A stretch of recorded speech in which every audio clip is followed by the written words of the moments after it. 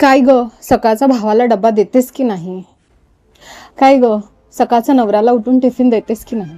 असे प्रश्न ऐकल्यानंतर जी डोक्यात तेढीक जाते. कारण कोणी माझ्या नवऱ्याला किंवा भावाला कधी विचारलंय का, काय रे सकाळचा उठून बहिणीला डब्बा देतोस का? काय रे सकाळच्या उठून बायकोला काहीतरी करून खाऊ घालतोस का?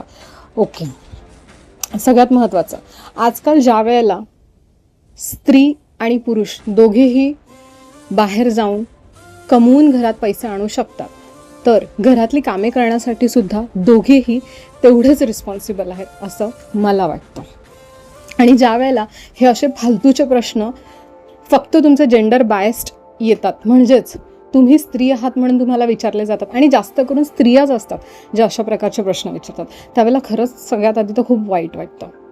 प्लीज स्वतःच्या मानसिक पातळीचा स्तर थोडासा वाढवा.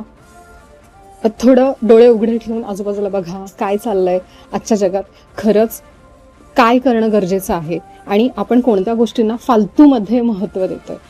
खरंच ह्या सगळ्या गोष्टी खूप साध्या आहेत, फक्त आपण समजून घेण्याची गरज आहे. आजकाल जेवण करणं, भांडी घासणं, केर काढणं, घराची स्वच्छता ठेवणं, ह्या सगळ्या गोष्टी म्हणजे खूप प्राथमिक गोष्टी आहेत आणि लाईफ स्किल्स आहेत. ह्या म्हणजे स्त्री असू देत पुरुष असू देत, कोणीही जर जगतंय तर त्यांना या बेसिक गोष्टी येणं खूपच महत्त्वाचं आहे. इतकं सोपं आहे ते, प्लीज समजून घ्या.